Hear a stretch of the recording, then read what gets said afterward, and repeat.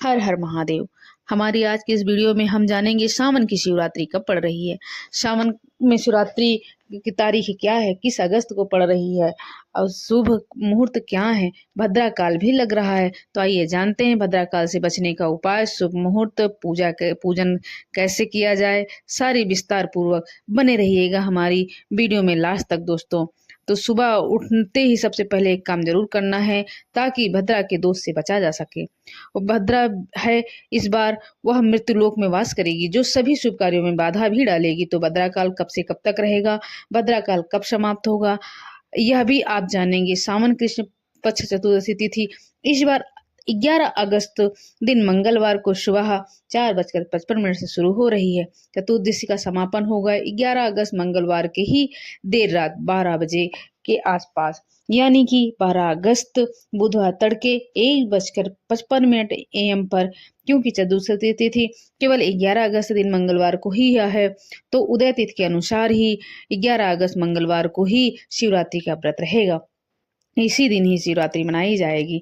मंगलवार दिन होने के कारण इस दिन मंगला गौरी व्रत भी रहेगा। 11 अगस्त को ही ब्रह्म मुहूर्त में 4:29 से 5:17 तक रहेगा, जिस समय में आप सुबह की पूजा कर सकेंगे, शिवलिंग पर जल भी अर्पित कर सकेंगे। सूर्योदय होगा 6:05 पर और सूर्यास्त शाम 6:58 पर रहेगा। इस दिन पुनर्वसु नक्षत्र भी सुबह 10:09 तक और बाद में पुष्य नक्षत्र प्रारंभ होगा। इसके बाद सिद्ध योग भी रहेगा। राहु काल दोपहर 3 बजे के आसपास रहेगा। हमारे ज्योतिष शास्त्र में व्यातिपात योग की बड़ी महिमा बताई गई है। इस योग में किया गया ध्यान, पूजा पुण्य और दान आदि का बहुत ज्यादा महत्व है। प्रदोष काल रहेगा शाम 6:13 से लेकर 7:43 तक। शिवरात्रि का पूजन करना चाहते हैं तो मंगलवार रात्र 12:10 से देर रात 12:48 तक पूजा कर सकते हैं। आओ अब बात कर लेते हैं भद्रा काल की। 11 अगस्त मंगलवार को भद्रा काल 5:50 से शुरू होगी और भद्रा काल की समाप्ति दोपहर 3:25 पर रहेगी। भद्रा का वास इस बार मृत्यु का लोक में ही रहेगा। अब ऐसे में कोई श्रद्धालुओं के मन में यह प्रश्न उठ सकता है कि भद्रा काल के दौरान क्या जलाभिषेक, रुद्राभिषेक आदि कर सकते हैं।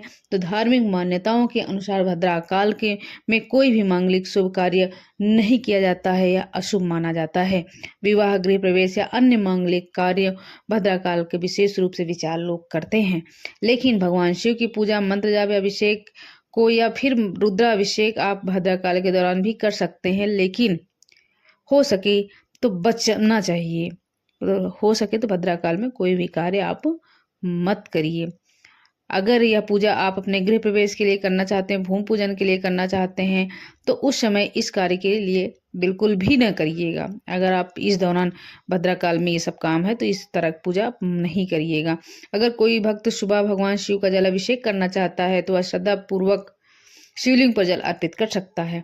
भद्रा का विचार मुख्य रूप से केवल मांगलिक कार्यों के लिए किया जाता है। शिवरात्रि के दिन भगवान शिव की पूजा और अभिषेक स्वयं धार्मिक उपासना का हिस्सा है, इसलिए केवल भद्रा के कारण शिवलिंग पर जल चढ़ाना रोक देना आवश्यक नहीं है।